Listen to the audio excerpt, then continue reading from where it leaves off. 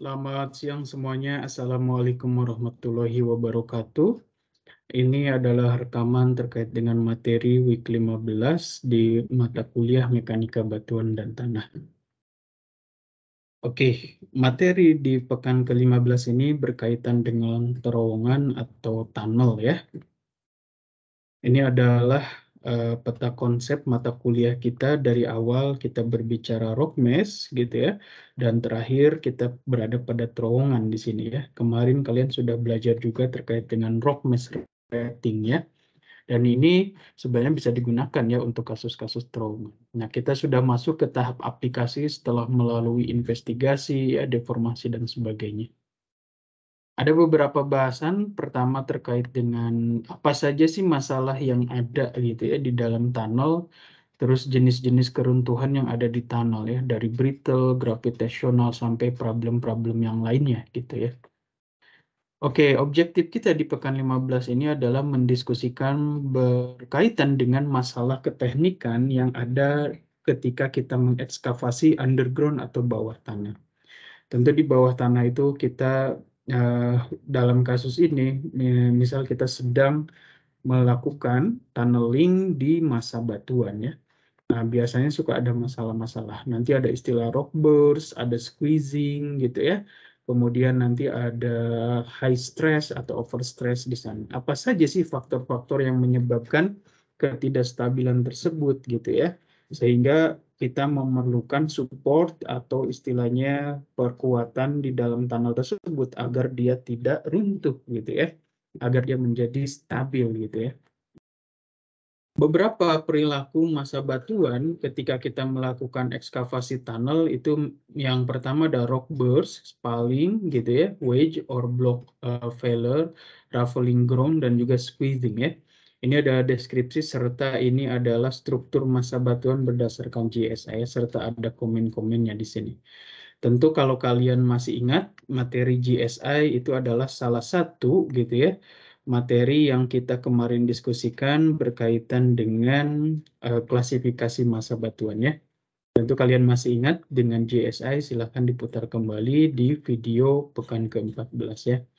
Jadi di Geological Strength Index ini kita punya dua parameter yang dijadikan acuan, yaitu struktur. Nah, struktur di dalam hal ini kalau kita lihat ada yang dia masih masif, ada yang sudah banyak istilahnya diskontinuitas gitu ya, sehingga membentuk blok. Ada yang very blocky, ada yang sudah disturbed atau dia sangat terganggu sekali gitu ya. Banyak sekali diskontinuitas di sana sudah juga terlipat gitu ya.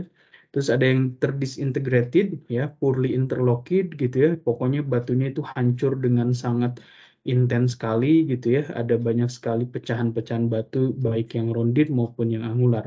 Serta yang laminated atau dia tidak ada sama sekali gitu ya, blockiness atau keblokan di sana gitu ya. Nah, karena dia spasi dari schistosity yang sangat lemah atau bidang geser yang sangat eh, rapat sekali gitu ya istilahnya. Parameter kedua itu adalah surface condition ya. Nah, jadi kalau misal kita punya struktur tadi itu berkaitan dengan adanya interlocking batuan ya gitu istilahnya.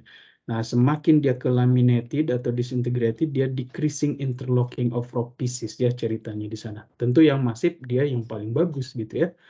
Nah, sedangkan di surface condition, decreasing surface quality, ya jadi yang kalau yang permukaan dari batuan tersebut dia sangat kasar, dia tuh sebenarnya sangat bagus gitu ya, dan dia akan menurun kualitas permukaannya ke yang slickened shaded ya. Jadi tentu kalau kita kenal cermin sesar gitu, itu kan sangat halus dan itu sangat mudah tergelincir ya kalau misal ada bidang gitu istilahnya. Makanya di sini kalau ada kandungan clay juga itu kan bisa licin juga ya feelingnya di sana. Ya, jadi ada decreasing surface quality ya. Yang good dia rough ya kasar, terus pelapukannya juga masih rendah gitu ya. Terus dia tidak ada istilahnya tuh oksida besi gitu kan atau noda-noda untuk ciri pelapukan. Yang fair gitu ya, oke dia permukaannya halus tapi moderately weathered gitu ya. Kemudian yang poor ya ini slickened sided highly weathered tapi yang very poor gitu ya, itu sudah lebih parah lagi istilahnya ya di sana. Oke, jadi itu ya sekali lagi, semakin dia masif makin bagus, semakin dia kasar permukaannya semakin bagus, sehingga nanti kita punya nilai GSI-nya ya di sana, Geological Strength Index.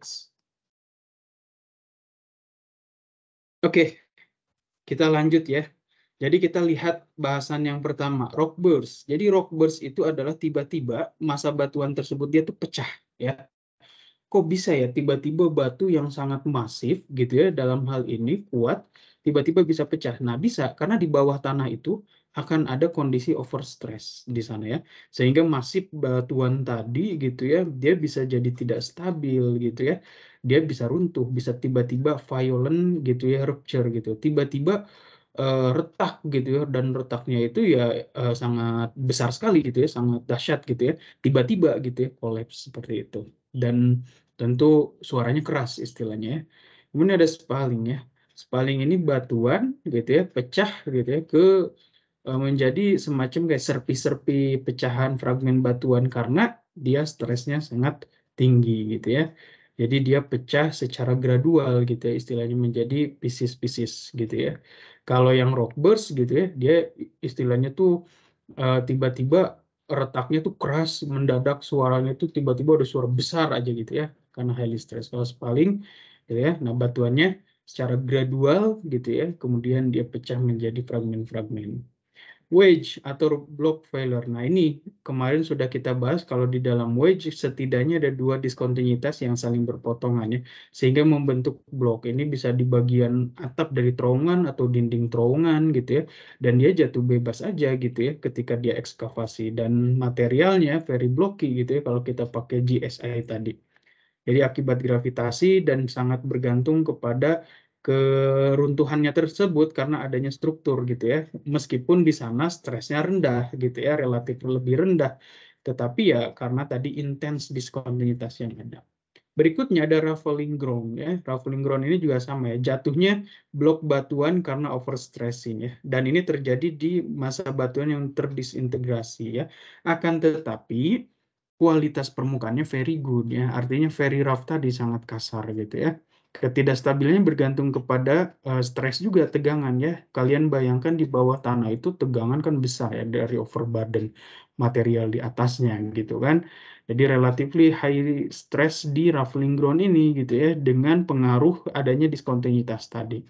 Berikutnya ada squeezing ya. Bedanya dengan raffling itu adalah kalau squeezing ini di incompetent rock, maksudnya di batuan yang lebih lemah, misal kayak lempung, pasir dibandingkan dengan misal granit gitu ya, batuan yang lebih keras gitu ya.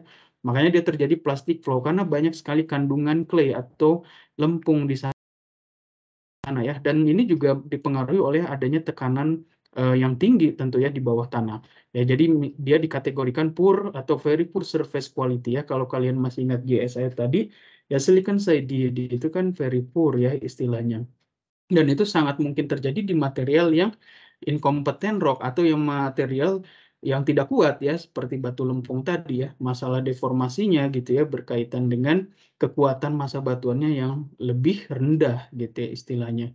Kalau yang di raffling ground gitu ya, nah ini berkaitan dengan adanya diskontinuitas yang intens gitu ya dan high stress. Squeezing juga sama, high stress tetapi rock mass-nya dia lebih lemah secara kekuatan dibandingkan dengan raffling ground. Nah, brittle failure. Jadi kalau kita bicara brittle ada retakan. Nah, makanya kita bicara crack initiation stress. Itu kalau pakai persamaan bisa kita hitung berdasarkan kalau kita punya nilai dari uniaxial compressive stress-nya dari suatu batuan. Dan ini persamaannya ya. Nah, makanya ini adalah in situ stress yang ada, kemudian dia bekerja pada bukaan tunnel ini dan bisa menghasilkan brittle failure gitu ya pada massa batuan yang sangat masif gitu. Karena in situ stressnya sangat besar sekali, dan ini kita bisa hitung gitu ya. Kapan stres tersebut bisa menginisiasi atau membentuk adanya retakan gitu ya sampai dia bisa menjadi brittle. Kemudian di dalam brittle failure ini juga kita nanti akan punya maksimum boundary stress atau stres yang bisa ditahan oleh tunnel tersebut, dan kita punya uniaxial compressive stress dari batuannya gitu ya. Nah, kalau misal dia secara perbandingan gitu ya, sigma max dan juga sigma C-nya masih kurang dari katakan 0,45, ini adalah elastic respon ya. Jadi supportnya belum terlalu intens, belum terlalu banyak ya. Akan tetapi kalau kita bicara sigma max-nya sudah sangat lebih besar gitu ya dibandingkan dengan sigma C-nya, dan kalau kita apa namanya rasiokan dengan sigma C-nya akan lebih dari 1,6 katakan. Nah, ini supportnya butuh yang lebih kuat lagi gitu ya, karena difficult sekali ada apa maksimum atau stres dari alam yang jauh melebihi dari kekuatan dari tunnel tersebut, dari massa batuan tunnel tersebut. Makanya di sini ada increasing support requirement ya di sana. Berikutnya ada juga gravitational failure. Tentu kalau kalian lihat di sini ada dua joint set setidaknya ya, dan dua joint set ini membentuk sebuah adanya blok-blok batu ya. Batu tersebut bisa sliding dan juga bisa falling. Kalau sliding dia punya ada bidang landasan untuk dia tergelincir. Kalau falling dia jatuh bebas istilahnya ya, jatuh di sana karena adanya gravitasi. Jadi di dalam gravitational failure ini blok-blok atau baji-baji yang terbentuk itu adanya pertemuan setidaknya dua diskontinuitas ya, sehingga membentuk sebuah massa batuan yang terblokkan gitu ya. Berikutnya juga ada plastic zone yang terjadi gitu ya. Ini berupa shear failure, keruntuhan geser pada batuan yang lemah ya. Nah, meskipun dia batuannya incompetent rock atau weak rock, tetapi dia mengalami high stress gitu ya. Makanya kita nanti akan ada squeezing di sini istilahnya ya.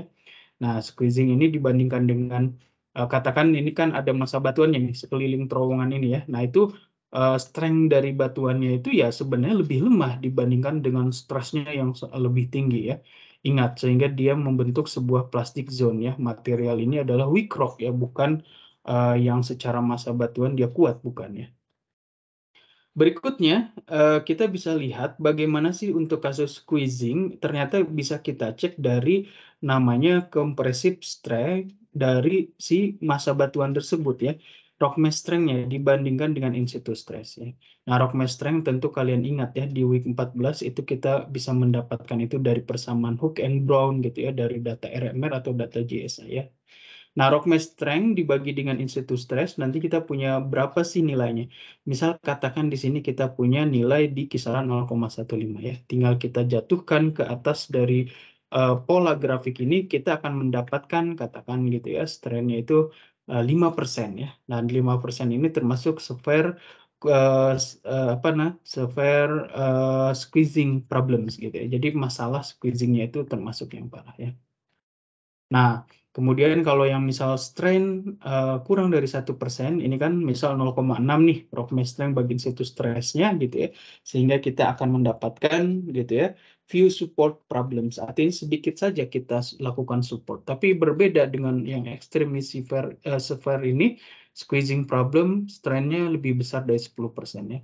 Karena apa? Karena ternyata rock mass strength dibagi in situ stressnya 0,1. Artinya in situ stressnya 10 kali lipat lebih besar dari rock mass strength. Nah, ini terjadi pada material batuan yang weak rock ya, lemah, misal batu lempung dibandingkan dengan granit yang sangat kuat ya, berbeda. Baik, demikian materi kita terkait dengan week 15 Rock Tunnel. Kita akan berjumpa lagi di kemudian hari. Terima kasih. Selamat siang. Wassalamualaikum warahmatullahi wabarakatuh.